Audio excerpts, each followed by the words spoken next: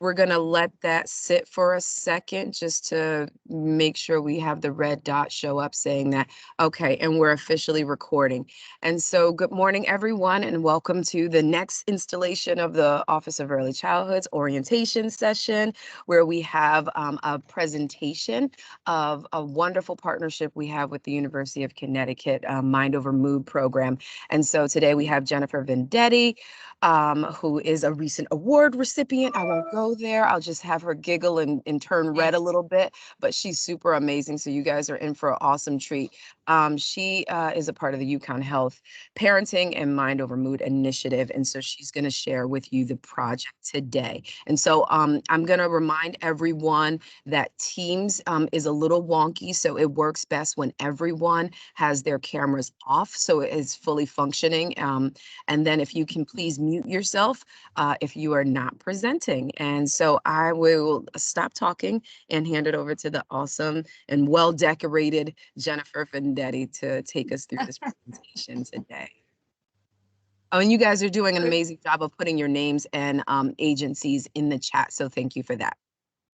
Oh, that's terrific. Good morning, everyone. I'm Jennifer Vendetti. I'm joined by my incredible colleagues, Julia Gonzalez-Candela and Kathleen Novak, and we are excited to share with you information about the Mind Over Mood initiative, and I'm going to go through the agenda in a moment. I just want to highlight a couple of logistics regarding this morning's training. One is that we will take a 10-minute break after we briefly introduce Mind Over Mood and talk about perinatal mental health. Okay, we'll do a break then. Now, it sounds like you're using the chat to introduce yourselves and say that you're here, and you can certainly, greet each other and so forth. However, I'm going to warmly invite you to have a notebook handy and a pen, and we'd like to invite you to certainly take notes, but also if you're thinking, oh, I'm so glad that we're talking about Mind Over Mood because I have some specific questions. What we'd like you to do is write those down, okay? Because we're hoping that we're going to address a lot of some of the burning questions that sites may have. Many sites have been working with us for a number of years now, and other sites are saying, wow, what is this Mind Over Mood? Okay, so write those down, and toward the end of the presentation, we will invite you to put those questions in the chat. And certainly those would be questions related to Mind Over Mood in terms of the whole home visiting system. Those would not be questions specific to any particular mom or dad in your program, okay? And if your question is more related to, hey, can you guys connect with our site to talk specifically with our team about Mind Over Mood, we can do that through email another time, okay? So what Jennifer will do in terms of technical assistance of the chat, she's not gonna spend the whole time managing questions, okay? At the point of time where we offer to do some Q&A, then we'll call up the questions, okay? Does that make sense? Okay, cool. I'm gonna open the share tray, and I'm gonna include the system audio, and God willing, you will hear and you will see what's on my screen. And certainly you can use the chat to let Jennifer know if you are not hearing or seeing us, okay? Okay, this is a great photograph of the Mind Over Mood team at UConn Health Parenting, funded and administered by the Connecticut Office of Early Childhood. Myself, Julia, and Kathleen will all be presenting this morning, and we would like to acknowledge our program manager, our reflective supervisor, Dr. Karen Steinberg-Galucci. and she sends her best wishes to all of you. So what is mind over mood? And this morning, we're going to introduce to you maternal mental health, perinatal mental health. We're going to provide an introduction to this important topic that we know many families are challenged with. We're also going to introduce you to the Edinburgh postnatal depression screen, right? This is the tool that is universally used in home visiting programs across Connecticut. It's universally used in WIC programs across Connecticut. It's the most widely used tool nationally in programs that support families, in OB practices, and in pediatric practices, okay? We're going to talk about how to make a referral, and we're going to take a look at the referral form to Mind Over Mood when you want to connect one of your parents who's participating in home visiting with psychotherapy services, okay? We're going to talk about intentionality, right? Our purpose. We're going to talk about just taking a step back and really being mindful and thinking about what is it that we're trying to accomplish, okay? And recognizing that we're not alone in this work, okay? We're doing it together. We're building the system together, okay? And Kathy's also going to talk about collaboration, okay? When a Mind Over Mood therapist is working with one of your families, what does that collaboration look like? What's the role of the home visitor and the clinical supervisor? And then we're going to introduce you to our online bulletin board, available 24 hours a day, 7 days a week. You can access forms such as the EPDS and the referral form and additional resources, okay? I would like to begin the training with a quote from Amanda Gorman's The Hill We Climb, the extraordinary speech she gave at President Biden's inaugural address. She says, and yes, we are far from polished, far from pristine, but this doesn't mean we're striving to form a union that is perfect. We are striving to forge our union with purpose. So with that, I would like to warmly say that our purpose today is to support mothers, fathers, and birth partners in their transition to parenthood, in the development of their identity as parents, and to help reduce symptoms related to depression and anxiety in pregnancy and beyond. Okay, so by way of introducing Mind Over Mood, I'm going to share a slide, and then I'm going to share a short video about Mind Over Mood that we produced about a year and a half ago. So Mind Over Mood, generally speaking, is the way in which we address maternal mental health, more broadly parent mental health, in CT OEC home visiting programs statewide. Okay, it's an initiative. It's funded by CT OEC. Okay, and we are the coordination center, the clinical service, and the consultation program at UConn Health Parenting. Okay, the goal is to identify clinical needs of families participating in home visiting programs and to break down barriers to treatment and care. What we know is that parents that are struggling with depression and anxiety symptoms during pregnancy, birth, and beyond often, most often, do not receive any intervention for what they are experiencing. Okay, so breaking down those barriers, how do we do that? Well, we screen, right? We ask questions. We let parents know that we care about how they're doing emotionally and psychologically. Okay, we bring the treatment to their home. okay? And just please let me fantasize this morning. Pre-pandemic, please, okay?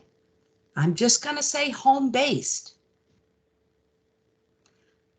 The clinical service was in the home, right? Just like the home visiting is. And the other piece is that all of our therapist partners, they reach out directly to families, okay? And that's a big shift in an entrenched system that says, hey, give the mom or the dad, several resources and have them give the clinician a call. Doesn't really work that well, okay? So those and other barriers we've worked to break down through Mind Over Mood. So we have a number of components. One is training, consultation, resources, 2 sites, okay? That's us, that's you, okay? Within this home visiting system, by and large, the prevention home visiting system, right? And the secondary prevention system.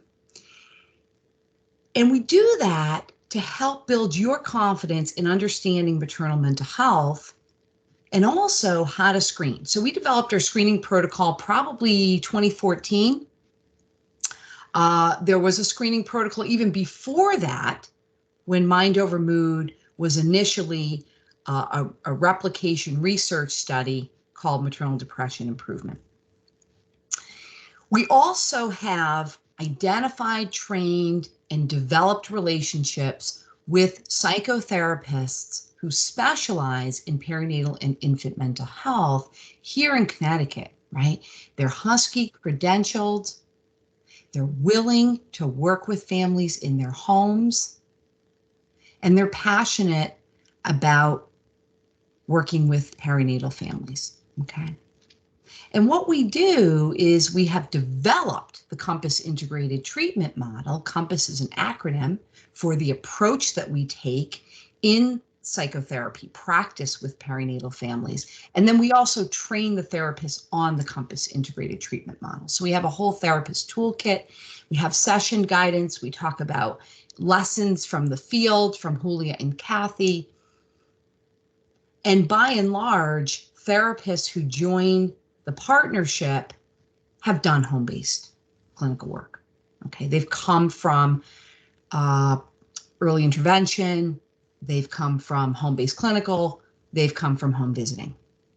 Okay, so they have experience coming in, and it really works well when we have when we get some linkages from home visiting programs about therapists that you might know who are independent practice therapists and have a passion for this work. I'll get an email from Chris Millette, Jen, I met so-and-so clinician last week at an event. I'd like to link her. That's awesome. We connect with that therapist, and then we invite them to complete our therapist determination service, okay? We are the coordination center or the coordination liaison between the referrals that you want to send, okay, when you want to link one of your moms or dads to psychotherapy, we're the liaison. So it comes to us, we review, we link to the therapist partners, and then we connect everyone, okay? We also administer a limited clinical service that we use as the overflow when we cannot connect a referral to one of our therapist partners. Okay, it's always a little uncomfortable when you share a video that includes yourself in it, but that's just the way it's got to be. So you let me know if you can't hear. Hopefully I checked the right box. This is about a 4-minute video. The background is the Padlet. It's an online bulletin board. And yeah, let's take it from there. Hi, I'm your colleague, Jen Vendetti, and on behalf of the Mind Over Mood team, Dr. Karen Steinberg-Galucci, Julia Gonzalez-Candela, and Kathy Novak, we applaud and support all your efforts to address parent mental health in Office of Early Childhood funded programs. The Mind Over Mood initiative encompasses a number of program components, such as your screening protocol using the Edinburgh Postnatal Depression Scale, your conversations with moms about treatment and care options, inviting mothers with positive screens to be referred to home-based psychotherapy, identifying and partnering with independent practice clinicians who specialize in perinatal and infant mental health, cultivating this network of partnered clinicians statewide by providing relationship-based training using the integrated treatment model we have developed, implementing our own clinical service, and finally, offering consultation to OEC programs who have questions or concerns about parents with unmet clinical needs. The purpose of the initiative is to remove barriers to clinical services for prenatal parents or parents with infants and very young children. The Mind Over Mood initiative is a funded program of the Connecticut Office of Early Childhood, affectionately referred to as the OEC. The OEC is committed to paving the way for mothers and fathers struggling with emotional and psychological challenges related to pregnancy, the postpartum first year, and early parenting. The Mind Over Mood initiative originally addressed maternal mental health within the Nurturing Families Network, but has since expanded to all OEC-funded early childhood home visiting programs, and we continue to adapt Mind Over Mood to include the array of OEC-funded programs throughout the state. For mothers who are uninsured or who we do not have a partnering therapist in the community, which we can triage the referral to, we utilize our grant-funded clinical service, which offers 16 sessions of home-based psychotherapy. The clinical service is overseen by Dr. Steinberg-Galucci. Therapists are Kathy Novak and Julia Gonzalez-Candela. The therapists use an integrated treatment model, including cognitive behavioral therapy and mindfulness. Now, as you can see, we have developed an online bulletin board specifically for the Mind Over Mood initiative. Here you will find flyers, fact sheets. You will find referral forms. You'll find the Edinburgh Postnatal Depression Scale. You can click on any one of these documents and they will open for you to print. I hope this will be a helpful resource for you as you learn more about Mind Over Mood. I also hope that this video has been helpful in addressing some of the typical questions that sites have, such as, how can Mind Over Mood help my program implement a mental health screening protocol? How can Mind Over Mood help me determine next steps when I identify a positive mental health screen? How can Mind Over Mood help me feel more confident in talking with parents about mental health? And how can Mind Over Mood educate me on the emotional and psychological experiences of pregnant and postpartum families? Again, we thank you so much for all of your efforts. Okay. Excellent. I hope that was helpful.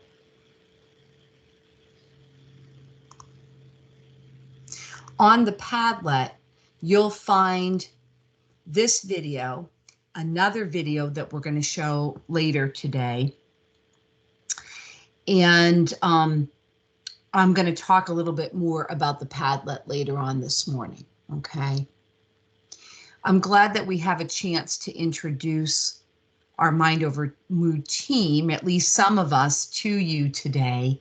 And we'll be introducing you to a new member of the Mind Over Mood team in the coming weeks, okay? Now I want to talk about and introduce you to maternal mental health, okay? Certainly, there are a number of additional aspects to training on perinatal mental health that we would love to talk more about, okay? But we've created an introduction for now, okay?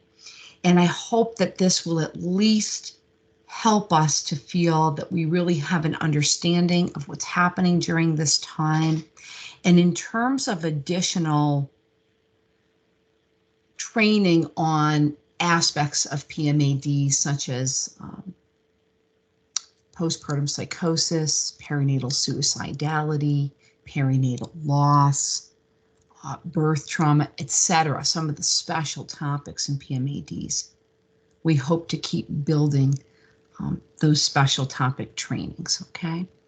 So what is perinatal mental health? Well, it's the period of time beginning in pregnancy, really interconception, preconception, through the postpartum first year. And many perinatal advocates would like our definition to be expanded to the first 2 years. And that's because some research is finding that there's some critical touch points that happen after the first year where mothers and fathers find themselves struggling once again with depression and anxiety symptoms. Perinatal mental health is the emotional and psychological experiences of mothers, fathers, and birth partners, okay? It includes PMADs, or perinatal mood and anxiety disorders, right? And this term is, we can still say postpartum depression, okay? But if we're talking about a pregnant mom, we would say perinatal depression, right? Or we would say pregnancy related depression, okay? So it's not wrong to use the term perinatal depression or even postpartum depression, okay? Because by and large, depression is the presentation most commonly seen for perinatal families at this time, okay? Perinatal mental health also helps us to recognize that there are structural and functional changes in parents' brains. We know this now from the fMRI research work that has been done at Yale and other places that literally show certain parts of the brain in both mothers and fathers are more activated and other parts are less activated, right? And you could imagine what those are. Executive functioning, low. Emotional needs, high.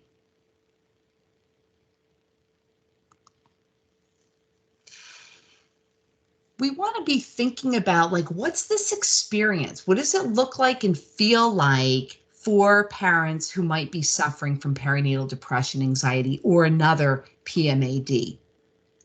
So the experience is that something's changed or it's shifted in the way that a person is thinking, their beliefs about themselves and other people, their relationships, their feelings about things, and their behaviors, okay?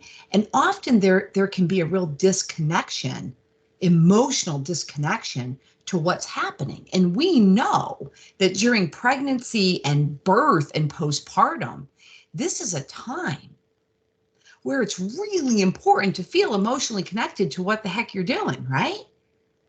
That's really important.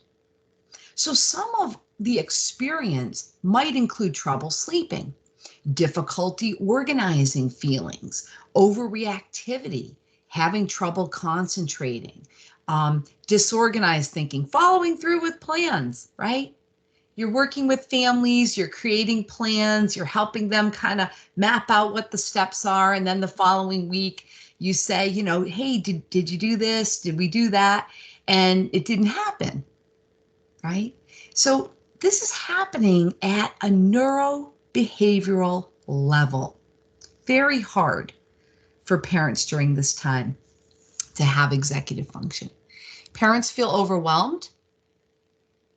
They feel shame and guilty about being disconnected from the process. Maybe they're rethinking whether they wanted to be pregnant, right? Maybe even at the time of birth, having some resentments about becoming a parent, right? And then we feel guilty for having feelings like that, okay? I talked about the emotional disconnection, definitely feeling less joy, less hopeful, teary, right? Labile mood, crying, a belief that she's not good, definitely worrying about trying to seek help because that could lead to a referral to DCF. Okay. Definitely worrying about how she's being perceived by other people. So she puts on this mask. Okay. She's tough. She doesn't let people know. She isolates and she puts on this mask, right? Comes into the group, does her home visits, and she looks fine. She looks fine. Definitely, she looks fine. Why is this such a vulnerable time for perinatal families, right? This is a confluence of 5 different categories of risk, including biological risk. And this is across the board for every single perinatal parent, okay? There's biological risks. We know hormonal changes are the cause of the baby blues. Now, those hormonal changes, they should taper off. And sometimes we even have some protective hormones that are generated in the body, particularly if the mother is lactating. But again, there's a massive hormonal shift right at the time of birth. And that is typically involved in these really strong changes in thoughts and feelings and behaviors in the first couple of weeks postpartum, okay? So we definitely want to normalize that. There's genetic risk, and there's these shifts in how the brain operates, okay? The sociocultural risks are, again, this myth of motherhood, right? That we put the mask on to protect ourselves. The myth is that it's a happy time. There's lots of support available. You're not going to be alone. You're going to have all these instincts that are going to kick in. You're automatically going to love your baby. Okay. Your baby's going to sleep. They're going to be calm. All of these things. You're going to be loved by your partner. You're going to have a family, the family that you have been wanting since you were a child. Okay. And that's not always the reality. Racism and social biases about who should be a mom, right? Sociocultural risk. How an individual parent is understood or misunderstood by the society in which they live, by the community in which they live. Poverty is a major risk factor of PMADs, and there are certainly physical risk factors. Sleep disturbances, okay, because you have to find a rhythm between what the adult sleep needs are and what the newborn sleep needs are. And those look very, very different. Okay, a lot of inflammation in the body. You think about conditions like chronic fatigue syndrome, okay, lupus, right? When you have a lot of inflammation in the body, the comorbid experience is often depression. Okay. And then lactogenesis, whether or not the mom is, has the goal of breastfeeding is, there's lactogenesis happening. It's happening prenatally, and it's going to be happening at the time of birth. And that's a stress on the body. Okay. Psychosocial risk includes support and relationship issues. And of course, for many of our families, history of trauma, ghosts in the nursery, abuse, domestic violence, and a history of mental health complications, both a personal history as well as a family history. And here are the risk factors that are all laid out. I'm going to highlight a few. Lacking social support, interpersonal relationship stress, poverty. Sleep is huge. It is really huge. Okay. I was talking yesterday to a mom. She has 3 children who are under the age of 2. 2-year-old, 1-year-old, 6-day-old. Okay. Getting about 2 hours of sleep a day. That's not sustainable.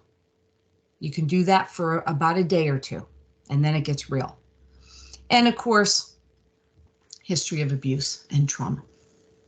Perinatal mood and anxiety disorders are, in fact, depression, anxiety, but also include some of the less common experiences: obsessive compulsive disorder, post-traumatic stress disorder, right? Or postpartum post-traumatic stress disorder, bipolar disorder, and brief psychotic disorder.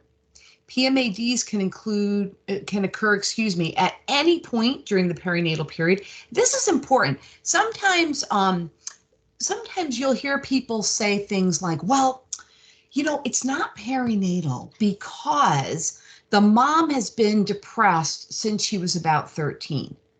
Okay. If we're talking about a mom who's pregnant, if we're talking about a mom who just gave birth, or if we're talking about a mom sometime in the first couple of years post-birth, it is perinatal. It is perinatal. Perinatal doesn't just mean that the depression and anxiety symptoms just appeared during pregnancy or they just appeared postpartum. Perinatal helps us to understand all of the very specific ways that we need to be thinking about the parent's needs. And it also calls us to think about the infant. Okay? So the infant is a developing fetus, is an infant who's been birthed, or is an angel baby. But somewhere there is a baby or babies. And that's what makes it perinatal, okay? So we've got to be approaching this dyadically and relationally, right? And we've got to be thinking of, wow, we've got a shift in identity. We've got to care for the baby. We've got some issues that need to be addressed for the baby medically, let's say. We've got relationship issues. Okay, we have sleep disturbance. Okay, we have recovery from birth, or we have pregnancy. We have all of these special issues that are going to come up. That's what makes it perinatal, not because she had a history of depression and anxiety. Okay, 30% of moms who are expressing some symptoms of depression and anxiety, they were depressed or anxious prior to becoming pregnant. That's true. About 30% started to develop the symptoms during pregnancy. Okay. And about 30% of moms, and we're just going to stay with moms here, will develop symptoms postpartum. Okay. It's perinatal because the family is perinatal and there's an infant involved.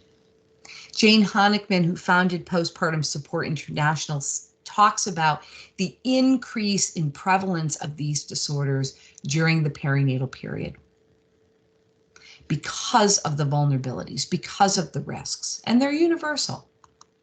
But for our parents in home visiting, we see 2 and 3 times the rates of depression, anxiety, and access to treatment. And that's what we're trying to address, all of us. Okay, low-income mothers are less likely to receive treatment, 37%, versus higher-income moms, 25%. Now, across the board, regardless of socioeconomic status, the majority of parents who are experiencing depression and anxiety are not, in fact, receiving treatment. Okay, so we've got a system issue that has to be addressed. But it's important for us to recognize that what we're doing in home visiting is we are targeting moms who are even less likely to be identified and to be connected to treatment. Okay. Bob Ammerman, who has written extensively and studied extensively on the topic of home visiting involved families and perinatal depression. His landmark work was replicated here in Connecticut by the Office of Early Childhood sponsored study that UConn Health administered, called the Maternal Depression Improvement Study. And Bob Ammerman has found 21 to 60% of mothers in home visiting experience PMADs. Up to 50% of moms in home visiting meet criteria for major depressive disorder. And we're not concerned about diagnoses. Okay, we're talking about the experience and the expression of symptoms. But sometimes those symptoms do in fact manifest as a clinical presentation of disorder. Up to 70% of moms in home visiting have experienced early childhood trauma. I love this work by Maxwell and her colleagues. This is a team of social workers of color, and they have been studying perinatal experiences among marginalized women. And these are the themes that they've come up with when they look at the experiences of moms. The intersections of, they're using PPD, so that's postpartum depression here. The intersections of postpartum depression and poverty, culture and postpartum depression, right? Birthing practices, right? Many of you attended Cynthia and Cyander's presentation about doula services within home visiting, and that's exciting because that's an area that we can start to address disparate rates in terms of birthing practices, in terms of birth outcomes, and in terms of postpartum expression. The pressures of mothering, strengths and coping, and abuse and how it purports depression and anxiety symptoms, right? Mothers are on the, quote, receiving end of negative public attitudes. That is one of the things that each of us is working to address.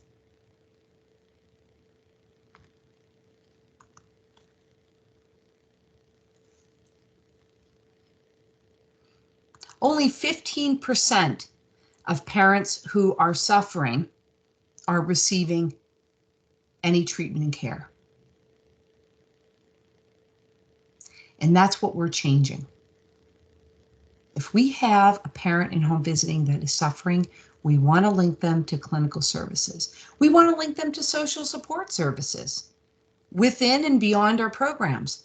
We want to link them to support group. We want to link them to doula services, right? Now let's see if this video will play. It's coming up as just a white frame on my, oh, it looks like it This will come is up. Hey, okay. This is a video, it's about 5 or 6 minutes long. We love it. We hope you love it. And you're gonna let me know if you can't hear or see the video, okay? the checkers game where grand... What is going on? Hold on a sec. We can hear it, Jen. So when you're ready to Oh, good. let it go, It then should have ad, but I guess maybe I have son to. and granddad will bond. perfect. This is the kitchen where the new boyfriend will unofficially become family. These are the Verbo vacation homes waiting for your... Skip the ad on the right, yeah. There we go. I What couldn't is see it postpartum 'cause depression in your own words? I mean, like, I know what it is, but it's kind of hard to give a direct definition of it. Postpartum. Well, you have to define it. Post what? Postpartum depression. For it's in women, right? Yeah. Okay. Moms are exhausted, they're taking care of the kids, and they're like, I don't feel happy around the baby, I don't feel happy to be a mom. After I had my first child, I felt like no one liked my baby, that no one wanted to be around my baby. You know, I didn't want to pick him up, didn't want to hold him. Just basically just felt unwanted and It's just like scary and alone. That's all. Yes, my mother, actually. After my little brother had been born, she was real down and found it real hard to just get up in the morning, and I had to help her a lot with that.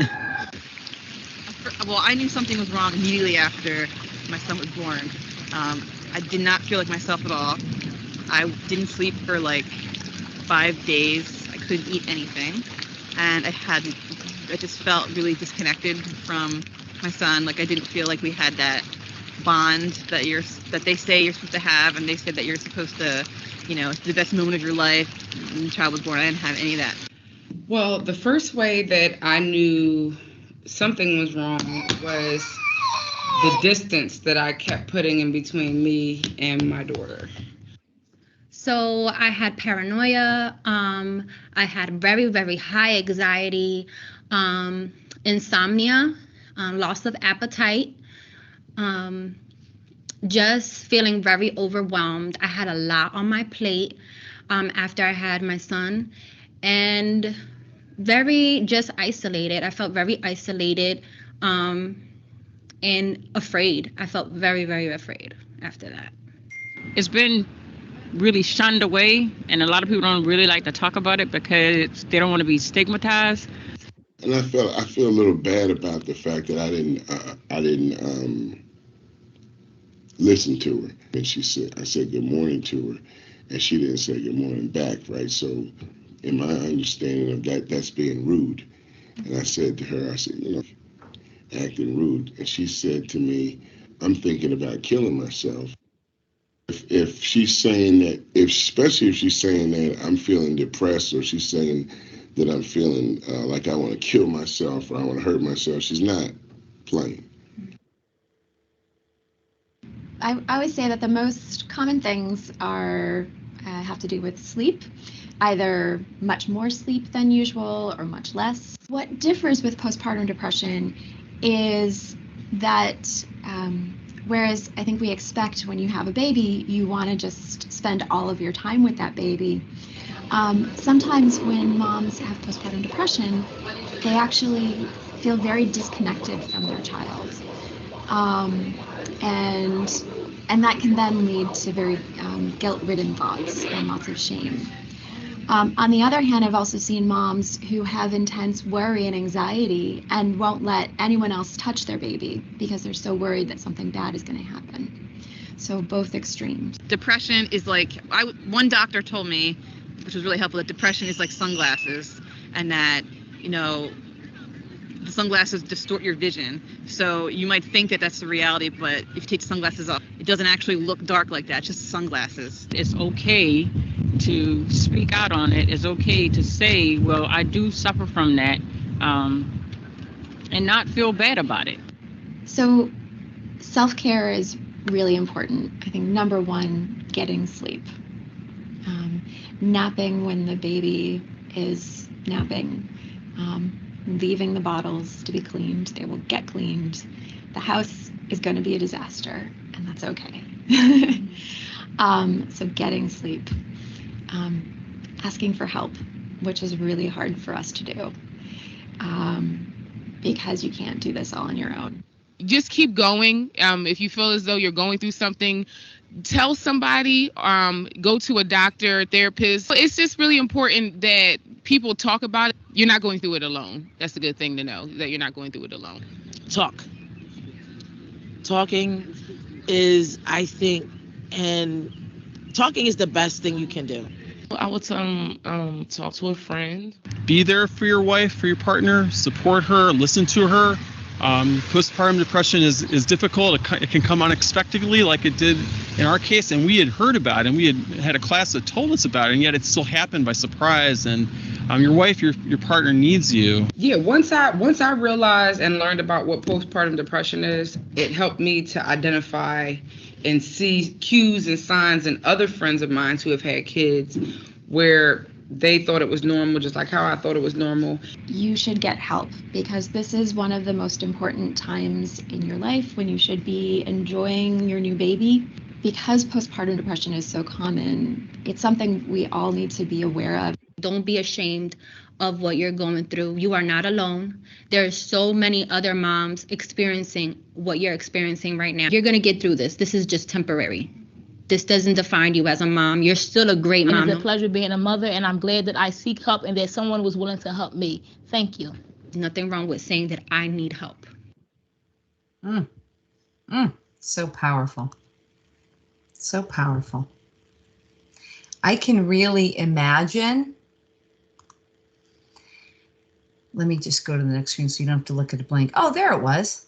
I can really imagine during an in-service, or you're having a team meeting and you want to emphasize addressing parent mental health in your program, you can share this video, right? You can talk about it a little bit more. And I can also imagine if you're doing group connections, you've got a PAT group connection happening, doing some workshops with parents, that you would use this video, right? Because I think it would be such a rich dialogue, right? What is, they say postpartum depression, but we could expand it. What is perinatal depression, right? And go through the symptoms. The moms in the video talk about the symptoms, right? They talked about it: sleep, paranoia, isolation, just feeling disconnected. It's really, really good. And I also love that the video encourages talking. Okay. And another term for psychotherapy is talk therapy. And Kathy's going to talk about that a little bit later. That's important. Like, how do we broker this idea of getting help to our parents? And what is the help? What does that look like? I love it. They said talking is the best thing you can do. Okay. And you also saw the importance of psychoeducation. The mom at the end says, yeah, once I learned about what it was, that it's tricky, right? We don't want to say that it's normal to experience, to be living with the experience of depression and anxiety. It is common, that we do know. But we are seeing many families that are just accepting that this is life. This is what I got to live with. And we're trying to push back on that. No, you don't. And you deserve help. So it's really about that encouragement.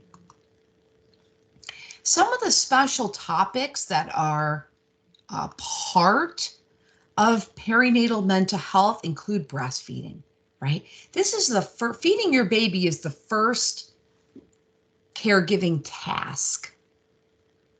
And it takes, a good 6 weeks to really feel like you've got the hang of feeding your baby. Okay. Now, of course, it doesn't have to be breast milk, but if that's the goal and that's the intention, we really want it to go well. And we're still seeing that there are moms not getting the support that they need. So breastfeeding is a big part of how we can protect moms from depression and anxiety. Okay. Maternal morbidity and mortality.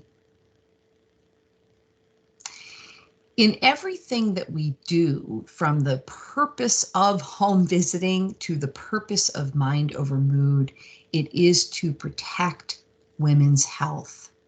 It's to promote pregnancy, birth, and postpartum outcomes, and it is to address the social and systemic biases and aggressions that prevent women from having a healthy experience. Okay. Perinatal loss and infant mortality. When we look at fetal loss, late-term loss, stillbirth, and infant loss, the numbers nationally are overwhelming. And this is an experience that many of our families have. And many of you have been there through them. That's part of perinatal mental health. The experience of bonding, attachment, particularly based on the ghosts in the nursery, and what kind of social support and relationship situation you have going on at the time of birth, that's going to have a big impact. And sometimes we still see some beliefs and ideas about how to understand babies and how to interact with babies and what babies need, right? That's the developmental guidance piece. Sometimes we still see some beliefs and attitudes and behaviors, and we say, wow, how can I help? How can I help this family build secure attachment? There's no question that infant mental health, attachment, and perinatal mental health are interrelated. There's no question about that. Unfortunately, up to 30% of births are very difficult psychologically for parents to understand and heal from. I'm trying to move my little frame here, but I can't. And of course, going back to the infant, what is the experience of the infant? Are there any special healthcare needs or developmental needs? This is also part of special topics in perinatal mental health. Reproductive health and perinatal mental health as social justice issues. Okay, in the US, we're seeing disparate rates in surgical birth, PMADs, of course, preterm birth and low birth weight, infant mortality, insurance coverage, family leave policies, childcare, breastfeeding initiation and access to support, maternal mortality and morbidity. Okay. We're ready for a break, friends. It is currently, if I can read this correctly, it's just about 5 of 10. So we're going to come back at 5 after 10. Does that sound okay with everyone? Let me stop the share so that we can maybe see each other a little bit here. Sound okay? I don't know, Jen. I'm thinking it Yeah, might go be a ahead. little long. I'm thinking maybe 5 minutes quickly. Okay, 5 minutes. So Yeah. come back. So that would be 6 minutes. So come back at 10 o'clock and we'll resume. Yeah, good. Perfect. See you then. Thank you.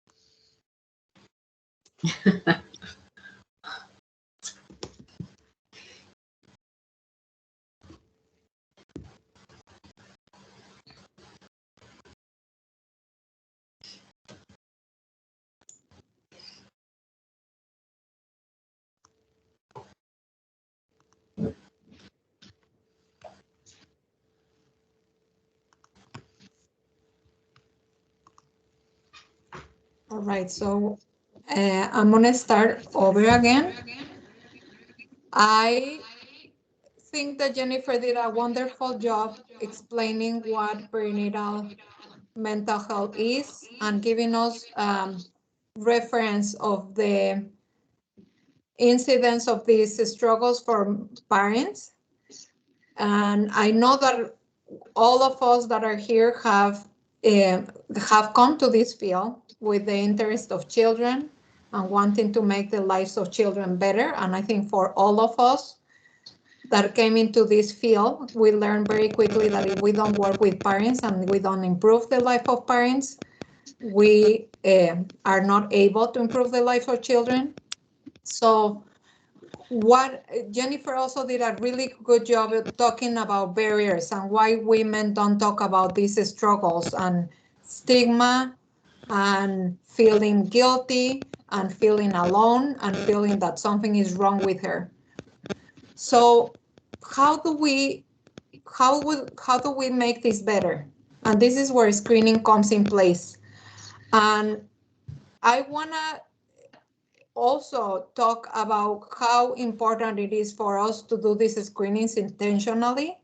I know that we all have a lot of requirements in our programs. We have a lot of forms to fill in with families. We have a lot of other screenings to do with families.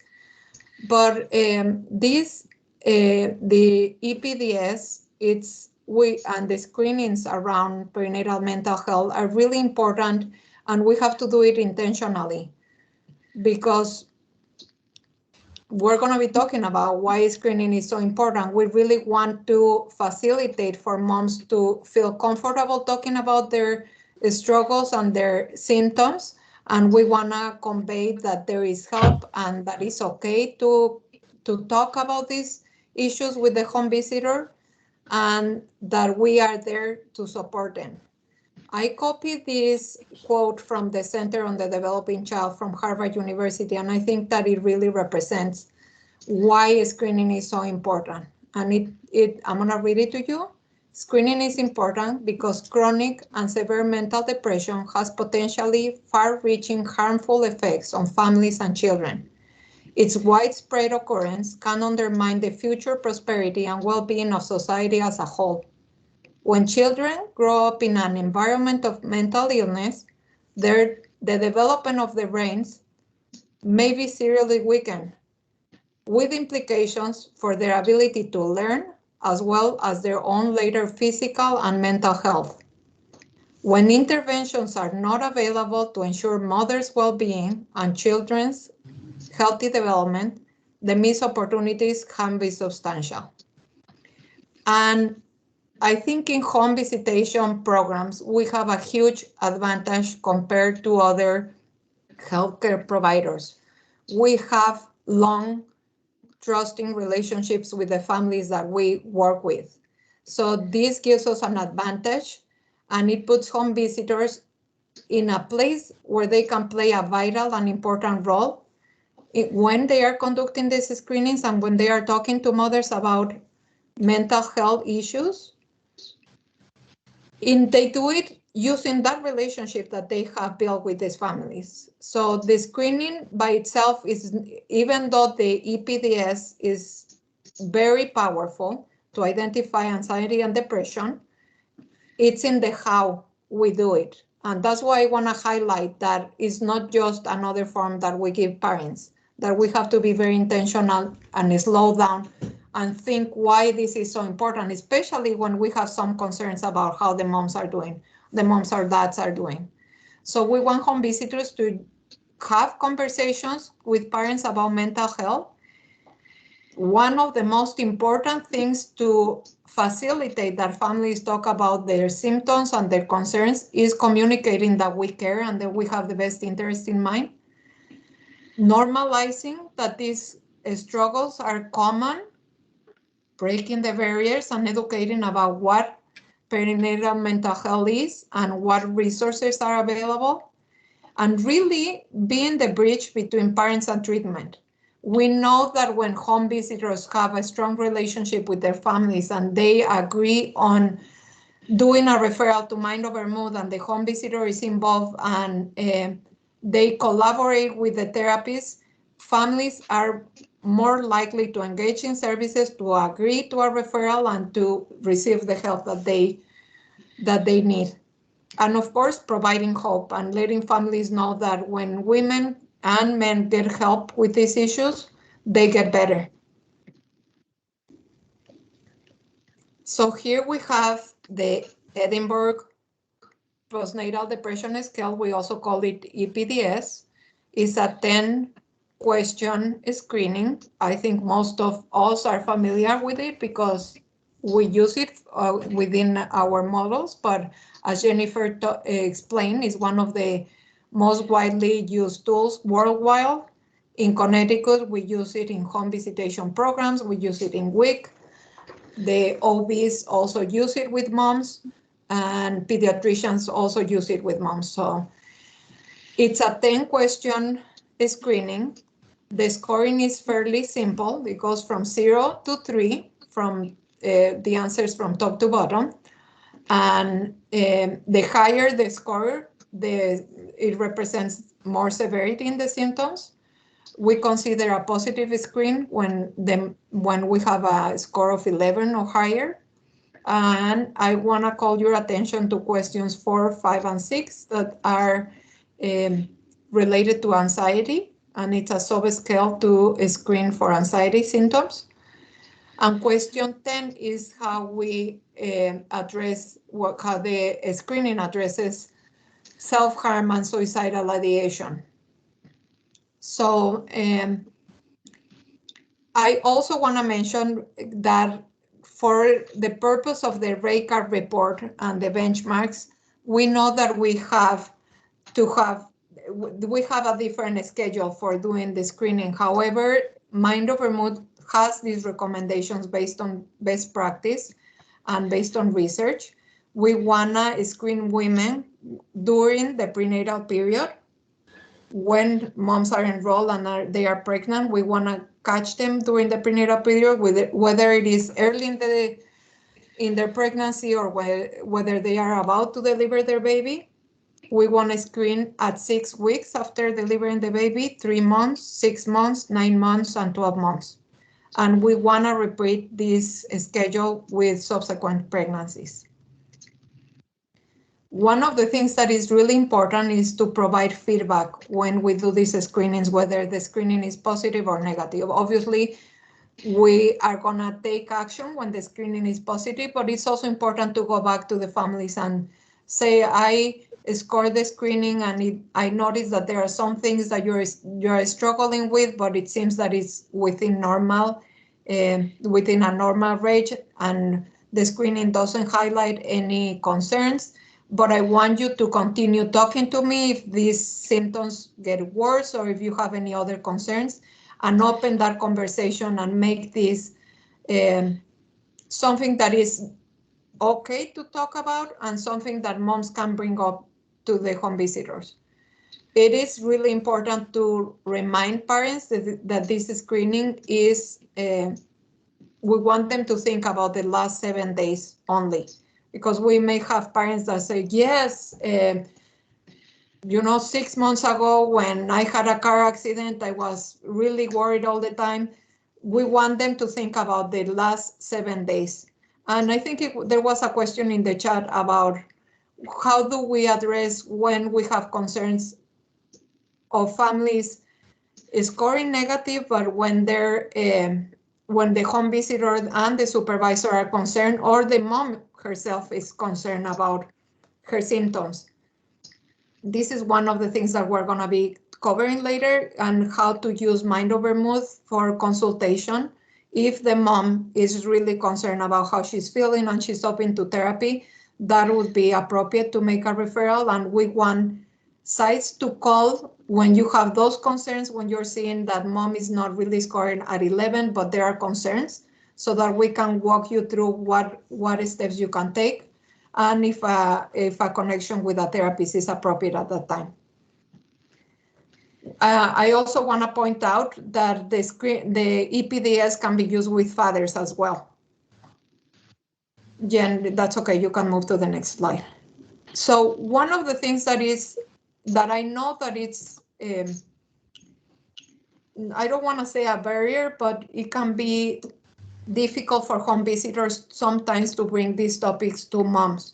And as I say, when we are giving them forms to fill in and other questionnaires, it can be difficult sometimes for home visitors to talk about mental health issues, to anticipate how the mom is going to respond. And we know we have a variety of families that may have some of the barriers that Jen talked about, that are really holding their struggles inside, that don't want to talk about that feel that, or they may have a lot of stigma about mental health and feel that if they disclose some of these symptoms, they are going to be labeled as broken or crazy or anything like this. So it's really important for home visitors to feel comfortable talking to moms about this. And as I said before, conveying care and telling families that we want to understand how they are feeling and normalizing, it's really, really important. So here we have a couple of examples of how to open these conversations with families. And the first thing that I want to notice is that the form, the EPDS, starts introducing the screening with this statement. As you're pregnant or recently had a baby, we would like to know how you're feeling. So even if you're just really reading that before giving it to the mom and asking the mom, I'm gonna do this screening with you because I'm really interested in learning how you're feeling. And sometimes you have mentioned that you're concerned about how you're feeling or that you're not feeling as happy as you used to. If you can paraphrase any other concerns, or if you can just say it's very common for pregnant and postpartum mothers to experience changes in how they feel, and I want to make sure that you're feeling okay. And this questionnaire is to identify if you're experiencing any of these symptoms. When we have a positive screen, we want to feel comfortable sharing that counseling, support groups, and medical therapy are available and are effective. We want you to feel comfortable knowing that when you do a screening and when you have a positive screen, you have an immediate resource. That Mind Over Mood will receive that referral and we will process it as fast as we can, and we will connect that family with a therapist. And one of the things that we have really worked hard in Mind Over Mood is breaking those barriers of that connection once that the mom accepts therapy, because we know that if we give them names of therapists, the moms can make 30 calls to different therapists, and one doesn't receive the mom's insurance, the other one is on vacation, the other one is full. And when you are depressed and when you get these kinds of responses, you're even more hopeless. So through Mind Over Mood, when we receive a referral, we have the therapist, as Jen mentioned it, we have the therapist calling the moms directly. We are doing that legwork of knowing where the mom is, identifying therapists that are available and taking that mom's insurance, and then linking that therapist to the home visitor, and so that the home visitor can let the mom know that Mary is going to be calling your client within the next week. And the mom just have to know that to answer that phone call, and she will be already informed that Mary is the therapist that you refer her to.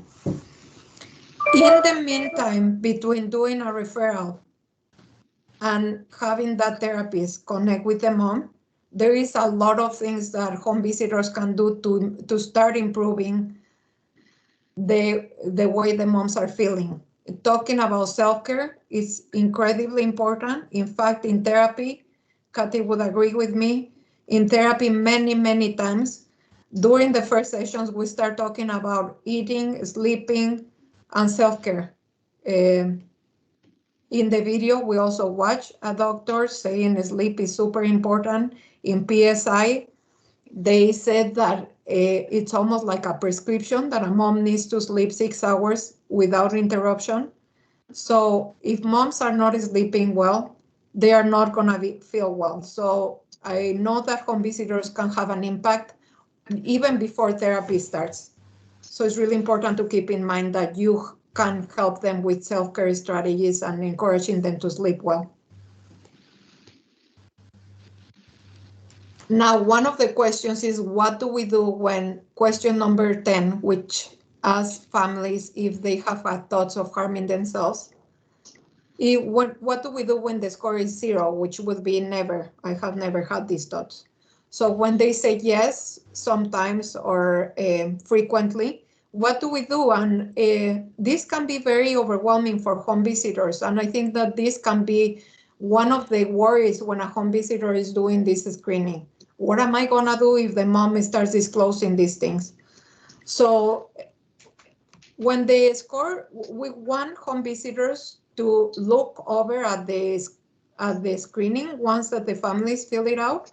We don't necessarily expect home visitors to score it right then and have the full score, but we want them to look at question 10 before they leave that home visit.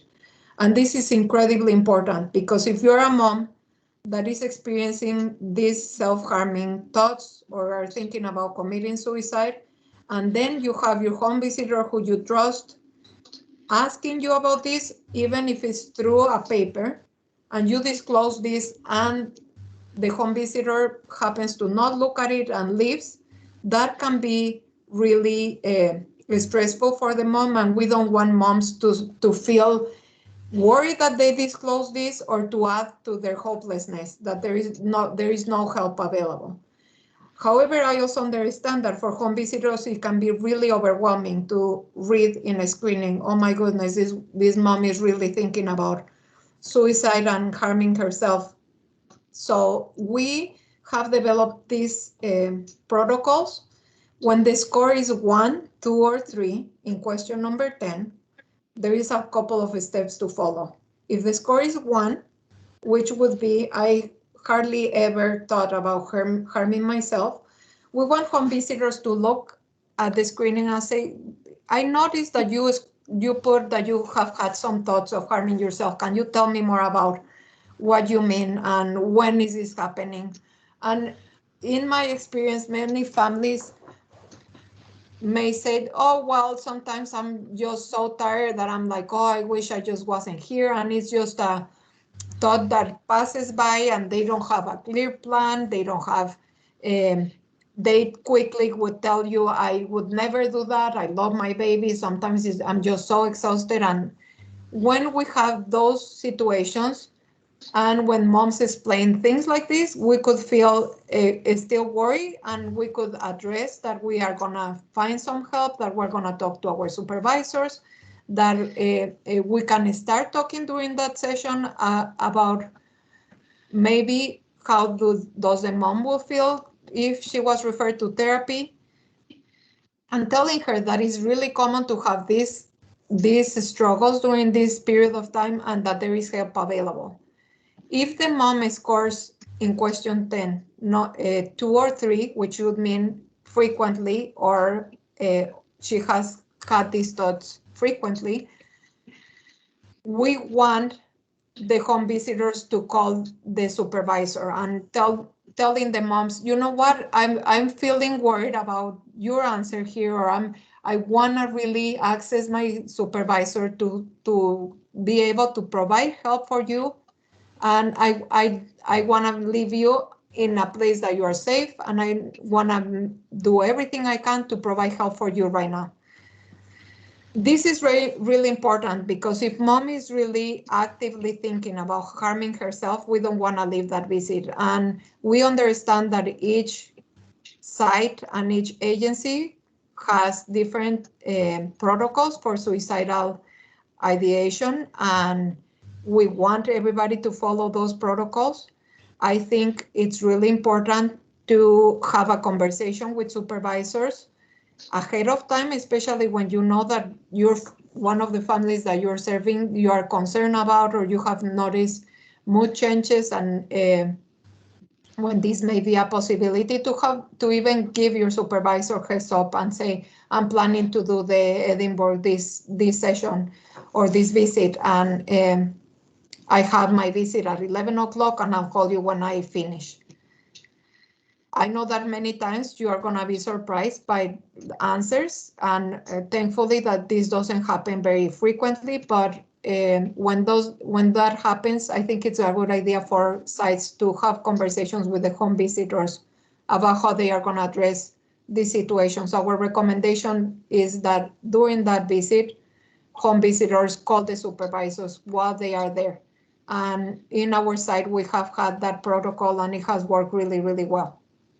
We want to also remind you that Mind Over Mood is there for consultation. When you are trying to determine whether this mom needs a mobile crisis unit, whether she needs to go to the emergency room, whether waiting for a therapist to contact the mom would be appropriate.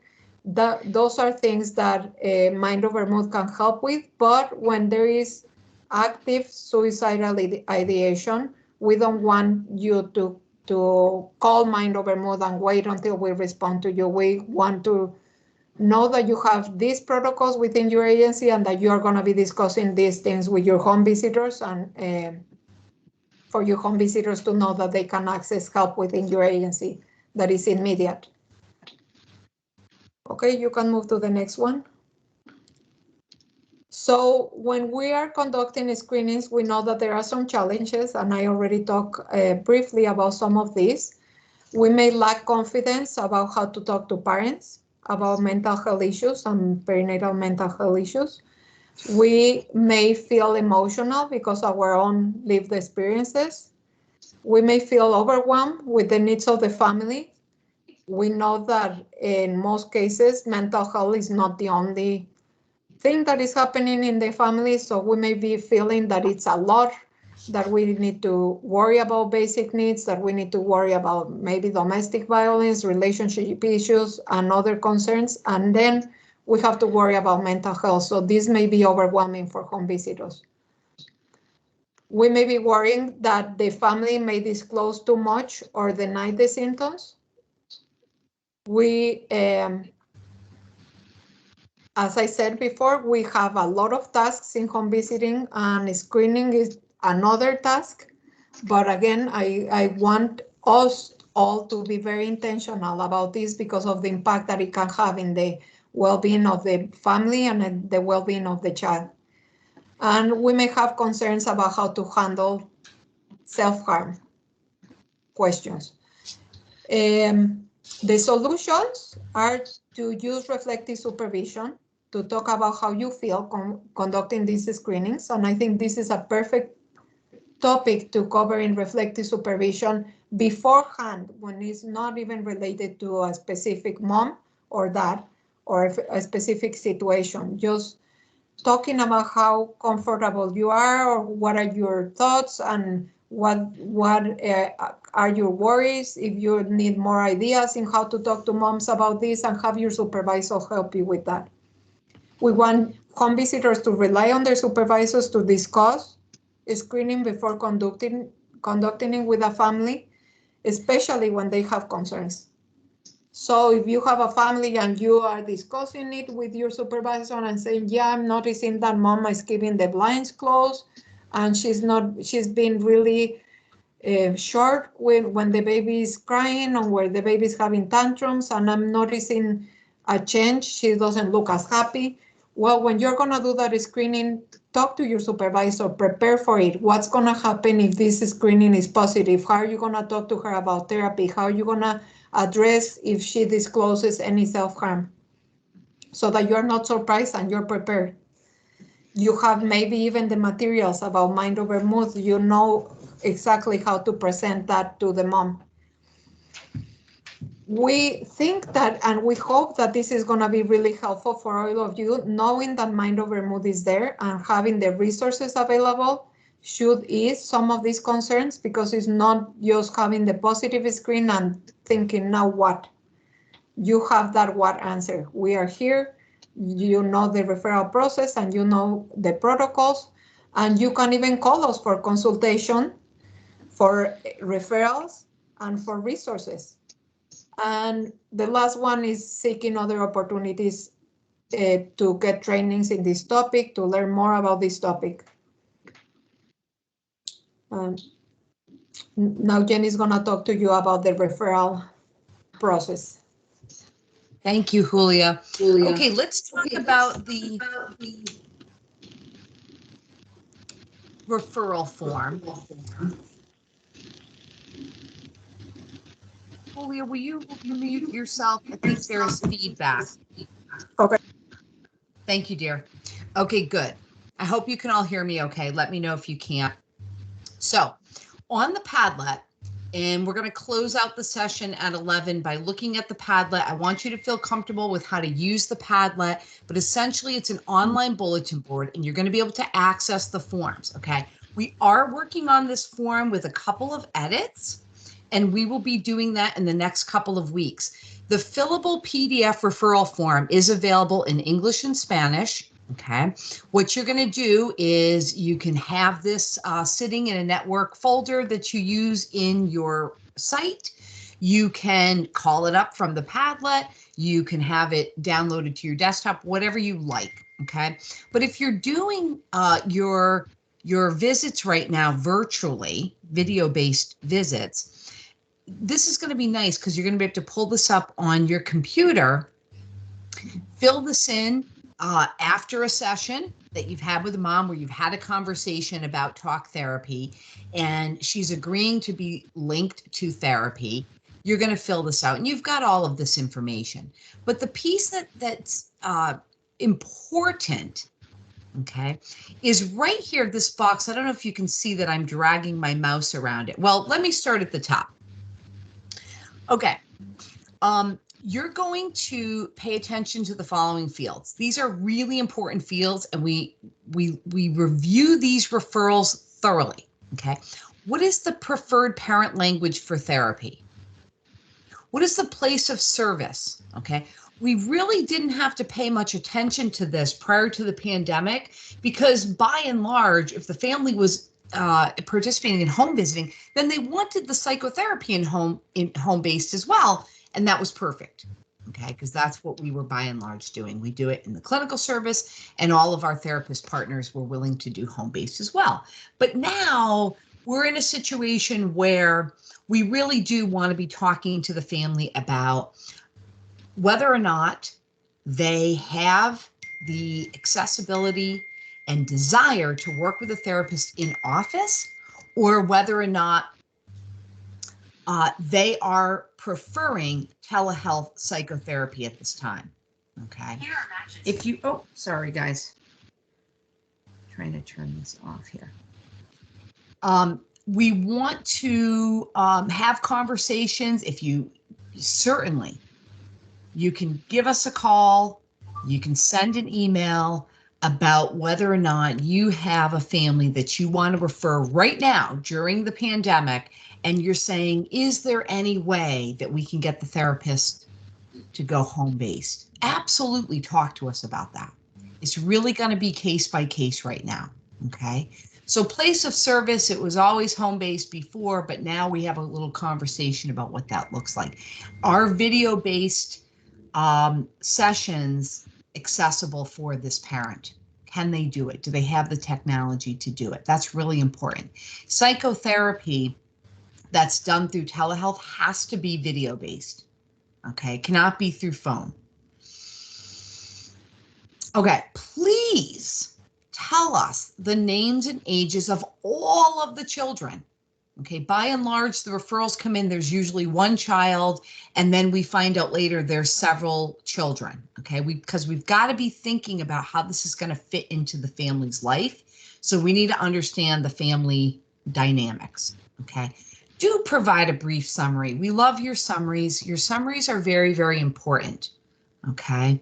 Whoopsie. Sorry, guys. This is going to be the place where you're going to say, hi, guys. I know that the screen is not positive. However, we have X, Y, and Z concerns. Mom is asking for additional supports. She wants therapy services. So here's my referral. But give a little explanation. If we get a screen and it's a score of a 4, and then we just have a referral form, we're kind of like, okay, so what's going on? You know, what's her experience? How is psychotherapy fitting into her life? Okay. You're going to get verbal permission. That's okay right now if you're doing virtual home visits. Otherwise, if you're seeing your families in person, you're going to ask the mom to sign this piece. And that's the box that's down below. I agree to be referred to the Mind Over Mood initiative. And you've shared what that is. I'm going to show you on the Padlet where to find. We have a flyer that talks about Mind Over Mood that was developed specifically for parents. Okay. So be familiar with that. Get your lingo going of how you're going to talk about Mind Over Mood. Mind Over Mood is a partner program with our home visiting program. Okay. Mind Over Mood works with our home visiting program to link parents to counseling services. Okay. Get your lingo going. But in this box here, the parent is giving permission for the referral. So that's going to cover all the communication between the home visiting program and sending the referral to our office, as well as communicating the referral to the therapist. Okay, so read that part and make sure that we're getting their permission so they know what's up. Okay, a release of information isn't necessary to make the referral. Okay, that's why we built this in. Okay, referrals can be made. Absolutely, they can be made. And you don't have to have the parent signing a 3-page release of information. Okay, it's confusing, it gets overwhelming, and parents, you know, it's a barrier. Okay, the release of information is important when you want to have ongoing communication with the therapist, right? The home visitor or the clinical supervisor wants to be able to have some detailed conversations with the therapist. That's where the ROI would come in, okay? By and large, most of the referrals are coming into our office via encrypted email. That's perfectly fine. You absolutely can still fax. We're in the office daily. You can fax. That's beautiful, but encrypted email is perfectly fine, okay? When you send the referral over, include the EPDS. That's really helpful because we want to take a look at the EPDS and see what's happening for the mom. And when we connect this referral to the therapist, this is a great opportunity for the therapist to start to do her pre-encounter on what's going on with the mom. Are there anxiety symptoms present? Okay. Did she endorse over the past week some suicidal ideation? Okay, all of that. And we may have some additional questions for you after receiving the referral form, and we may reach back out to you. Now, by and large, the process looks like this. You send it over, comes to me, and I try the very, very, very best that I can to write you back to say I received it. Sometimes I'm writing you back after I've processed it and I found a therapist, and then I write you back and I say, okay, we're good to go. Then we do an email communication between the home visitor, the clinical supervisor, and the therapist, and we connect you. Okay, and many of you have seen those connection emails from me. Okay, and usually Kathy or Julia is CC. Okay, oops. So stop. Sorry guys, I was trying to turn my phone off, but it just wasn't totally going. I have a new phone, so there we go. Got it. Okay. We're going to watch a portion of this video, okay? And this is about a 12-minute video. We're going to watch about 10 minutes of it.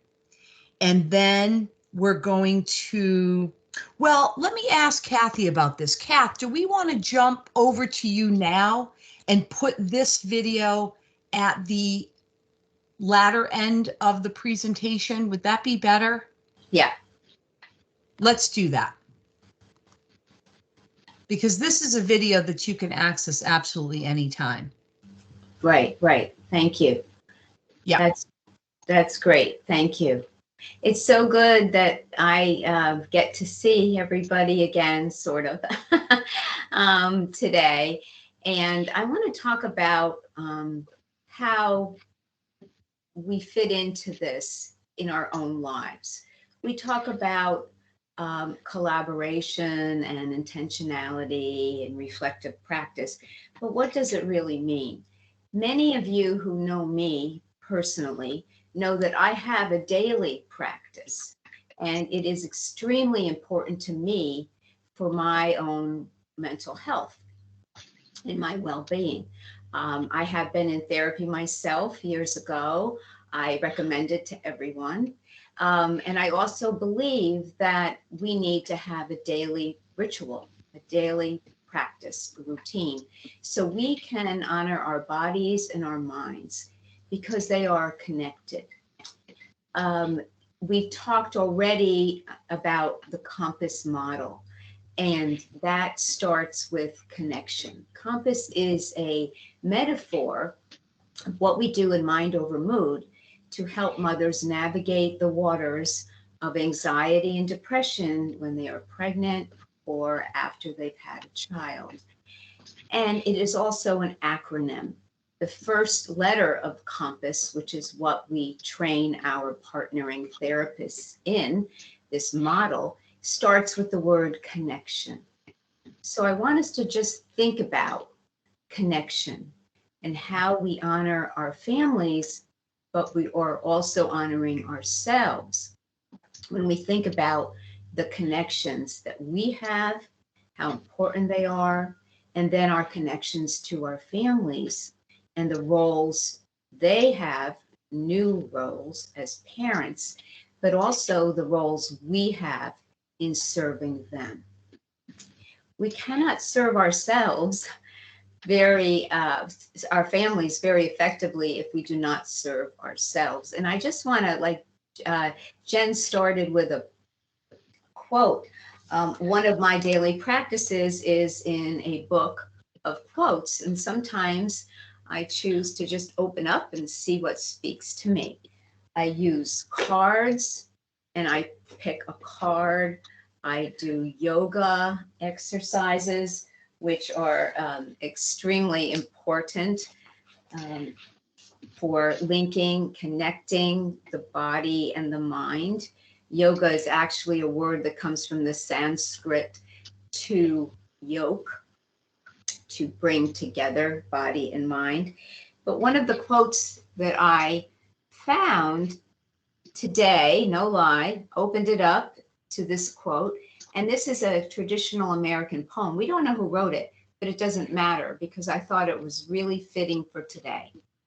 It was only a sunny smile, and little it cost in the giving, but it scattered the night like morning light and made the day worth living. So if we take just a second to close our eyes and to think about that poem, the sunny smile that you may have to conjure up from deep within when you put your hand on that doorknob, or you greet the parent now on Zoom or FaceTime. What care are you going to render to that family has a lot to do with the care that you're rendering to yourself. And I cannot emphasize this enough. because our connection with our mind and our bodies to make sure we are taking care of ourselves then translates to how we take care of our families. We can be home visitors, we can be therapists, we can be supervisors, we can be program managers. It doesn't matter. What matters is that we are practicing good habits so we can honor the parents that we serve and honor their strengths and their weaknesses and consider their joys and their challenges. So what Jen and Julia have been talking about all morning and recently with the EPDS, that's really just the start, right? We find out about how the mom is doing emotionally through that. And that is a huge, huge part of our work. That's the first, but that's the start. We want to be able to consider the new roles that the parents have. And we want to be able to dispel some myths like Jen talked about, the myth of looking bright and chipper and having to put on this mask of motherhood. We want to be able to be real with our clients. And we want to be able to engage with them and teach them things. And when a mom is going through, or parents are going through a time of sadness and disconnection, loneliness, they are not able to engage as well with us in our work, right? No matter what role that we have with our families, we know that our work is not as effective. And we also know that the child's mental health, which we've also talked about, is impacted greatly. So we want to make sure that we yoke all these things together, right? We want to be able to engage and to teach and to support in the joys and the challenges when we enter that room or that house or that coffee shop or now that computer or phone, and be able to see what's going on and have the mom or the parent be receptive to us and to engage the child in the process as well. All this ties together. Some of the things that we've already talked about are important to reiterate at this time. Early on in Mind Over Mood, some of us got to attend a wonderful training by Dr. Shoshana Bennett. And some of the things that she talked about have stayed with me for a very, very long time and will forever. Whenever somebody in my own family has a new baby, I give out eye blockers, what do they call, eye masks to block out the light. I give earplugs to help with cutting down the noise. And I give granola bars. I make up my own little care package because things are really, really different when you have a newborn. And if it's our first, we have no idea what we're doing. So what's really important, though, to acknowledge by home visitors in particular is if a mother is sleeping. And Dr. Bennett just hammered this to us, that as Jen said, a mom needs 5 to 6 hours straight of sleep. And we as home visitors and supervisors and managers and therapists are sometimes the first to know about that because moms hide the fact that they're not sleeping until something blows and something makes it horribly apparent. So we want to tackle that question of, are you sleeping? And are you sleeping at night or for extended period, that 5 to 6 hours straight? And they may say to you, how the heck do I do that? I have no help. Well, this is another myth, right? We don't help if we have a co-parent. If we have a co-parent, that co-parent is also a parent. that co-parent is also parenting. And therefore, if we have a partner that's in the home, it's the responsibility of that parent, largely the spouse or partner, male figure, to quote, how many times do we hear, he doesn't help me, right? And I say, oh no, we're co-parenting, right? So help really shouldn't be in our vocabulary. We need to lay out expectations, and mothers need to be aware of this. It's new thinking maybe, but it's very, very important to lay out what I need is I need to sleep from 9 to 2, 9 p.m. to 2 a.m., or from 8 to 1. And I need to get straight sleep, even if it's just a couple of days a week. Extremely, extremely important. So we can help parents by recognizing that. We can also help them recognize if they're not eating. Okay, and not eating is really a problem when we're breastfeeding and when we need energy, right? And we need to make sure our brains are getting the nutrients. So what kind of nutrition is the mother getting, whether she's breastfeeding or not? It's extremely important to be healthy and to make sure she's eating properly. So how can we help her figure that out? What is she doing to maintain her physical body and her physical health? Okay. We want to be able to tell the mom about the value of talking to someone. And that talking to someone largely starts with you. Being able to reflect then on what her executive function is, if she is practicing good skills or trying to at least engage people in her network as to who can help her so she can take care of herself. Extremely important, you to start the conversation. And then, as Jen and Julia have so beautifully laid out, how to do that, how to talk with a parent about what therapy is. Therapy is not some magic cure, right? It's not something that will make the mother feel good automatically. We don't have magic spells in therapy, but we have heart and we have the connection already planted, already started with you. And so if you encounter a mom that scores 11 or higher on an EPDS, and your first inclination might be, oh, let's just refer to therapy, I would ask you to step back and say, in the meantime, what can I do? What can I evaluate and think about my relationship with this mother? And then, yes, what can I tell Jen on the referral form that she just laid out? What can I tell her on the bottom of that form that will be really super helpful to this mother? Okay, extremely important. And that's how we do it. That's how we know that we can refer her on, and we have given information that will guide the therapist.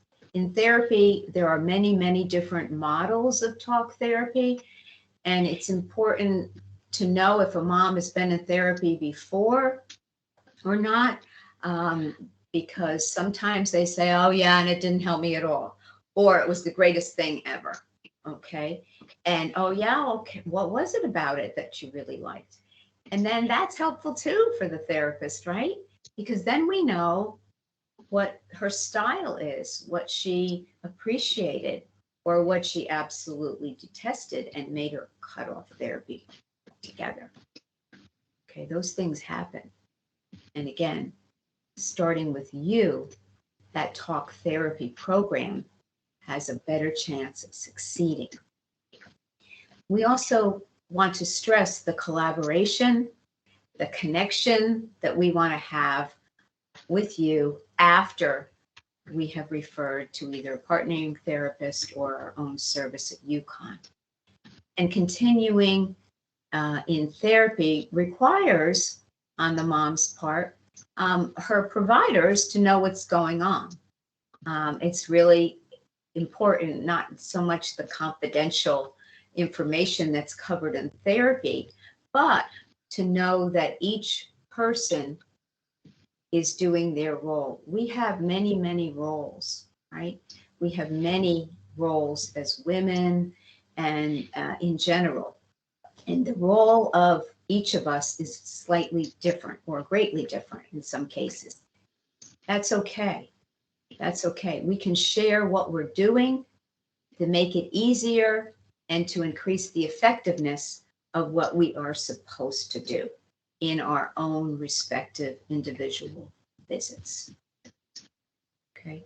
We are a collaboration model, and all of the interns that I have ever trained, I have asked to send emails. Many of you have received my emails after I see your clients. Julia does that as well. It's just important for us to communicate, to know in general what's going on, so we don't have to ask the same questions, or we don't have to repeat some of the services, and to make our time more productive. Okay. Jen, I can't read the last line on that slide, so you could read. Yeah, you can go. The bar is there, so I hope I. Oh, okay. Okay. Yes, you were reminding folks that the partnering therapists are trained. When they work with us in our therapist training, we talk with them about collaborating with you, the home visiting sites. Thank you. So Yeah, they are have. aware. Yeah, they have already heard that. When we do train them, we do take a time for the day training that we do. We take a time to explain that, and they're on board with it. Just like Jen said, they call the client. They know that that is what we ask. So they know that there are a few additional asks there, instead of just saying, oh, here, call this list of therapists and good luck. No, we don't do it that way. So they know what's going on. Okay, thank you, Jen. Next. Mental health in home visiting, in our model, is different. And I have to say, I've been, in this social work therapy field for a long time, and I have never come across something like we have. It is very special. And I want to acknowledge that all of you are in a very special situation by being enmeshed in an Office of Early Childhood home visitation program. I want to applaud you for that. And I want to remind you of some of the other things that make it so special. We want to be able to normalize the changes that parents are experiencing. We want to be able to say, as Jen said before, it's common. Common is a great word. We can't say, oh, depression, anxiety is normal during the perinatal period. It's not normal, but it's common, okay? So I like to use that word. But emotional changes are very, very obvious, as well as physical, and our roles change too. We want to be able to destigmatize by saying, this is not your fault. You didn't create this, and you can be well. You can get help. We want to be able, of course, to talk about self-care strategies. I have a whole boatload of things I would love to talk to you about self-care strategies. And sometimes I have been able to go out to sites and to engage in self-care strategies. But one I brought to the table today was the use of self-expression by use of clay. We can buy this at any Michael's or craft store, and beautiful things can be made by us as well. This is a fruit bowl that actually one of my clients made, just out of baking this play.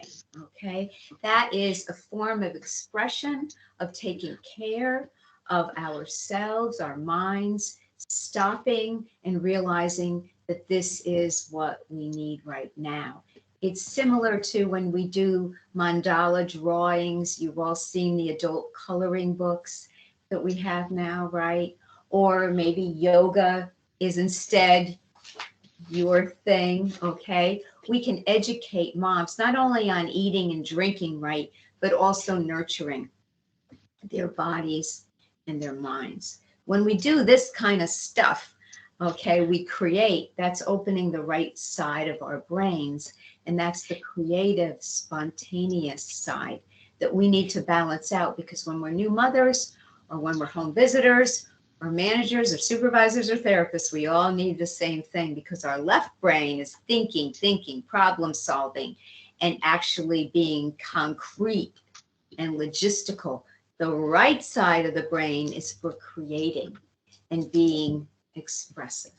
And we need to balance it out. So education and self-care, that's another important strategy, along with sleeping and eating and socializing with friends and family. It doesn't end when we're new parents. Supporting, telling affirmations, explaining to moms what they can do, what they are, and what they will change, helping them think about their lives and what they are to others, their characteristics, their generosity, their caring, their loving nature, their abilities to take care of their bodies, for instance, or to feed their babies, and their new roles and what they will do in those new roles as parents. So those things are important when we have that conversation about, okay, let's talk about getting you connected with a therapist, to think about these things that we can do for our parents and for ourselves. And then knowing that the next step in linking and connecting with a therapist will be another opportunity for that parent to be well. I hope that sums up things. Well said, Kathy. Thank you. It's beautiful. It's beautiful. What I would like to do as we end our session this morning is to bring you to the Padlet. I want to show you how to use it.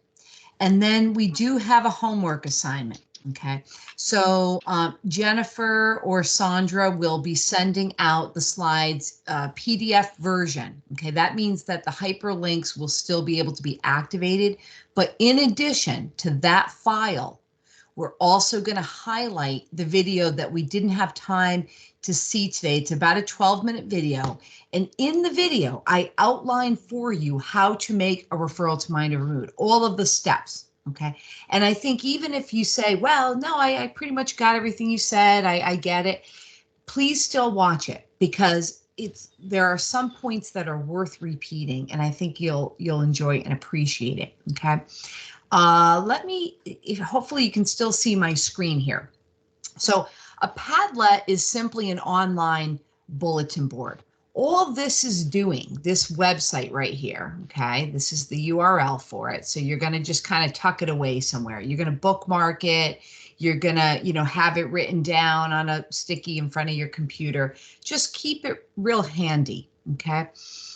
And it houses primarily documents, a couple of the YouTube videos that we've made, as well as some web-based resources, okay? So here's this elusive protocol, right? You see right there, it's titled Protocol for Screening. Oh, okay, Julia talked about that. Great, how do I access it?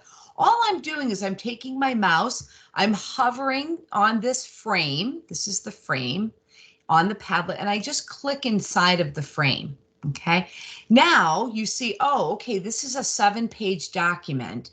And let's say you just real quick wanted to read about the, question 10 protocol. So you scroll down, Okay, that's fine. But guess what? You've got other options here.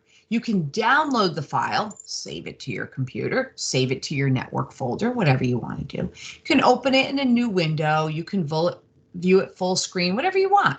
And then just use this little arrow. It's going to take you right back to the main Padlet. So it's just holding or housing. It's just like a hard copy bulletin board, right? Where you would say, oh, let me get that piece of paper. You'd pull it off. It's right there. Okay. Now, we have developed over time, because we want to report back out to you and to therapist partners, some of the things that we've done. So we've created some fact sheets, the strategy and impact brief, an illustration of mind over mood, starting with the maternal depression improvement study in 2009, and then all the way up to present day. Okay. The next line down, you see here's the referral form. Okay, I can pull it up, I can download it, I can fill it in, whatever I want to do, it's right there. Okay, EPDS is here, and this is really important. We have a flyer about mind over mood for parents. Okay, so you could print off copies and bring it with you to the home visit. Okay, or you could pull it up during your Zoom meeting with a parent and you could look at it together. Okay, here's a nice definition of talk therapy. Okay, we really want to demystify psychotherapy. Okay, so there's a number of materials here and there's resources as well. Okay, that's how you use it. You just click inside the frame and it's going to pull up. Okay, this is the video that I'm going to send you that I want you to watch. And if you have any team meetings coming up, and perhaps they're virtual meetings, gather the team together, watch it together. Okay, and then talk about it. I want to make very clear that the Mind Over Mood initiative, which has several components within it, is a union, right? As Amanda Gorman says, it's a union with home visitation programs within the CTOEC. That means nurse family partnership. Okay, that means Child First. We've talked with Child First programs about how Mind Over Mood can be helpful even for a clinical program. Okay, and of course with PAT and with Healthy Families. All right, that's really important. It's a union. It's where all of us are working together to address parent mental health. Okay. Now, I know that you may have burning questions. I think we could, Jen, take a look at the questions and see if there's a couple that we could answer. But I promise it will be very helpful to see this video on making a referral. And I think having access to the Padlet, you're going to say, oh, finally, I know where to get the forms, right? I know who this Mind Over Mood team is, and I know how to access them. And we'll make sure that that's part of the email communication that you get as a follow-up to this training. So Jen, some of the questions were a couple of the, I'm just summarizing because I know that we're lacking time.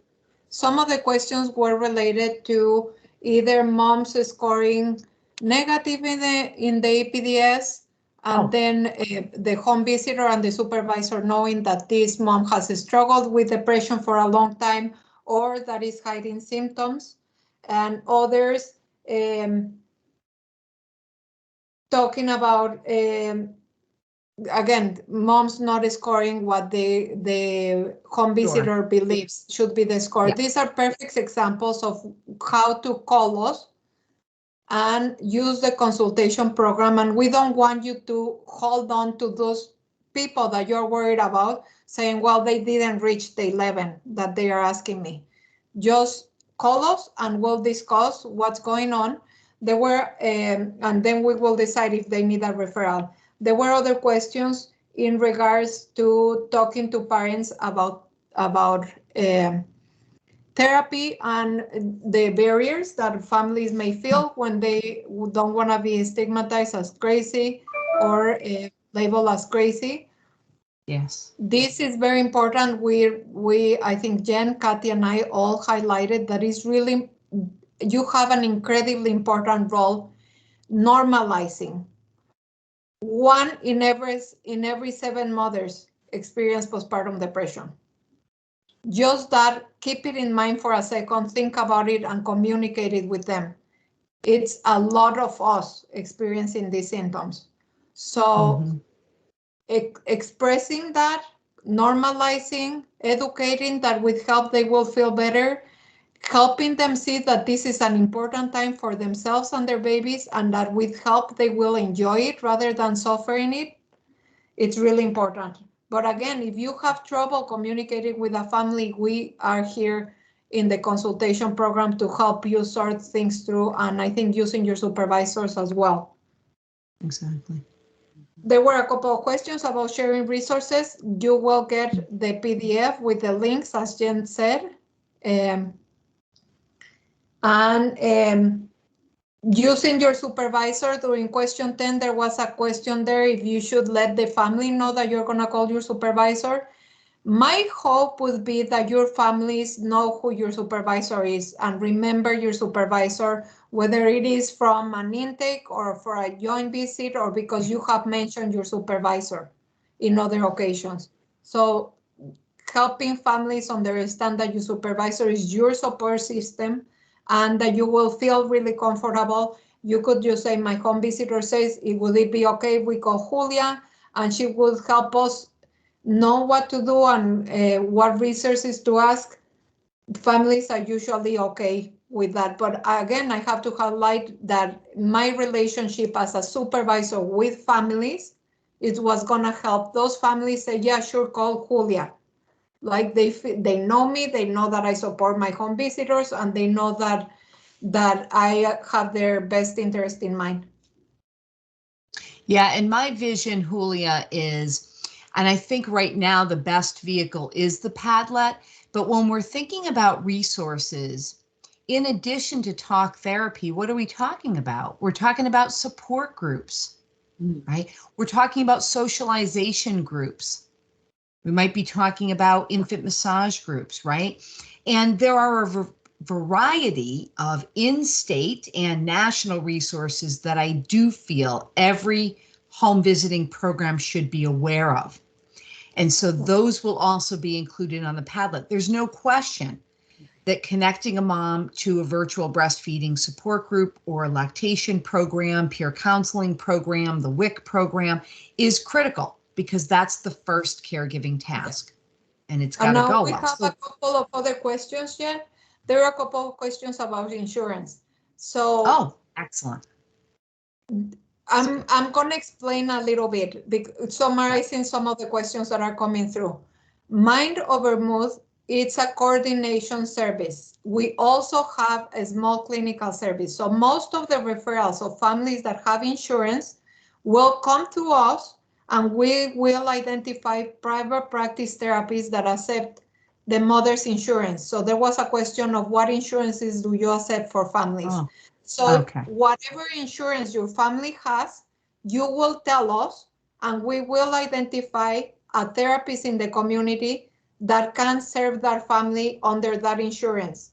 Now, if your family does not have insurance, or if we're not able to identify a family therapist that can serve that family with that insurance, that's where our clinical service will come in as a safety net, and we will provide that therapy for those moms without having to worry about insurance. It's a 16-session treatment that is free for families.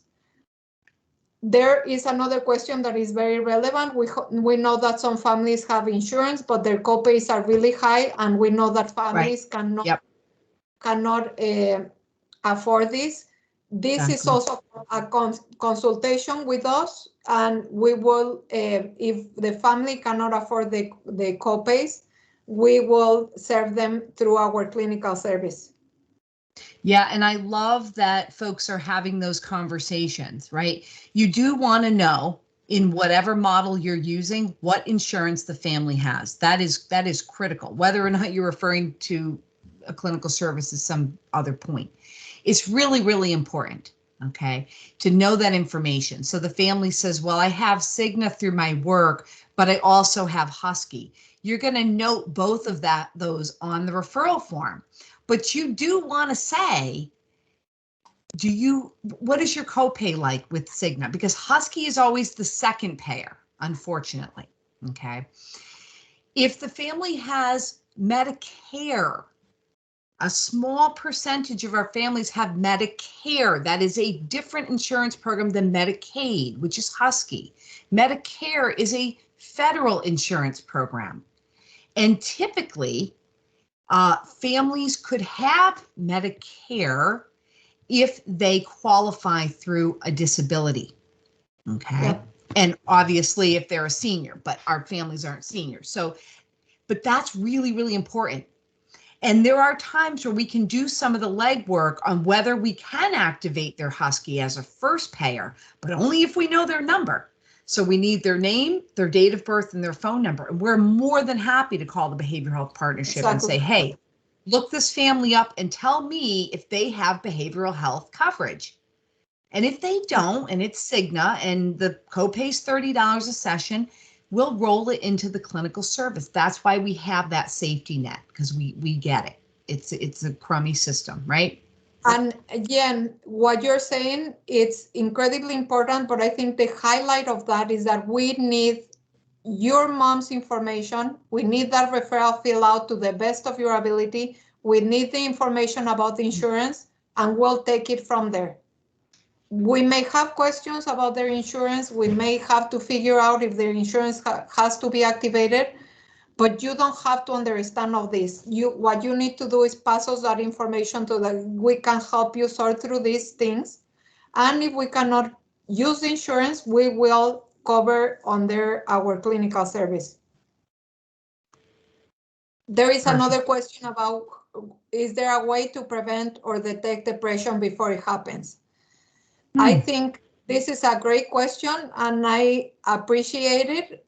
Everything that you are doing with your families is helping them feel better, helping them be healthier, helping them connect with community resources, improve their financial situation, their living situation.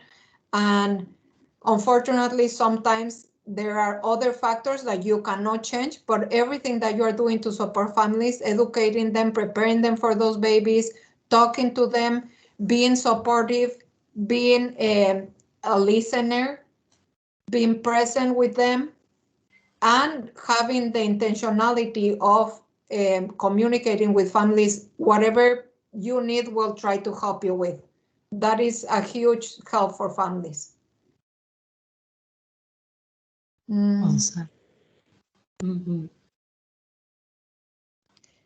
There is a question from Deborah about whether the services will start before the insurance authorization is received or denied. Deborah, we don't, again, we are the coordination center. We will send those referrals to a private practice therapist that we have in our network, but they are not linked to us in any other way except that we have trained them and they are willing to receive referrals from us. Those therapists, in, I would say, pretty much all cases, they will make sure that those insurances are gonna be accepted before starting treatment. So we need the insurance information for the therapist to know that they will be able to charge insurance. Our clinical service does not charge, it's free, we don't need insurance, but that's the safety net for families that either don't have insurance or the families that we cannot connect with another therapist. Yeah. Email me, Deb, if you wanna. There is another question on how to send the referrals. The referral form has information. Yeah, there is another question about, sorry. It's an encrypted email to me or it's a fax. It's on the referral form. It's right at the top. Yep. Yeah. And can I just add something, please?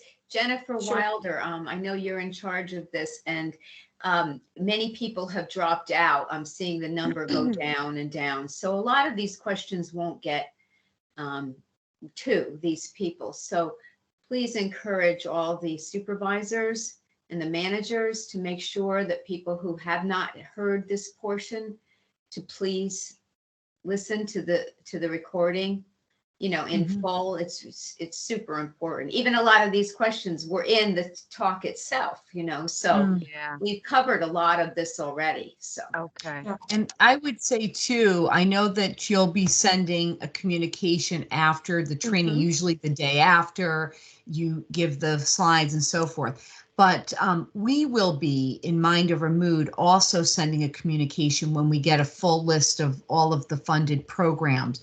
We'll also be able to communicate with you, and our goal is at least a quarterly communication so that it just feels like we really have you know, an open communication policy. Lisa? Absolutely. There is, there is a question of how often to do the screenings. I gave a very Jen Wilder. Yeah, and you can expand on that, but I wanted to at least give the minimums that were required that we'll be looking for in ECIS to be recorded. However, Julia, you can expand on that.